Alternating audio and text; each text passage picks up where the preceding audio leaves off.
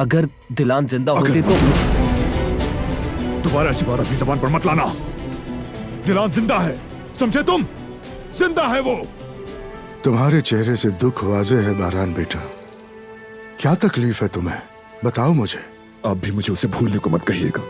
आशिकों की दुनिया में भूल जाने की या हार मानने की कोई जगह नहीं होती। मैं तुम्हारी बहादुरी और हिम्मत को सराहती हूँ, लेकिन इन सब का कोई फायदा नहीं।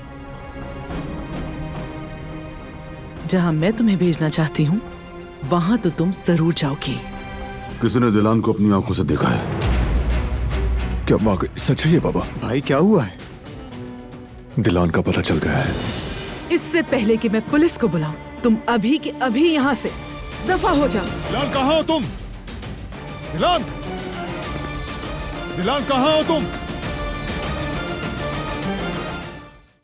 वो कहानियाँ अधूरी जो न हो सके कि पूरी, उन्हें मैं भी क्यों सुनाऊं, उन्हें तुम भी क्यों सुनाओ।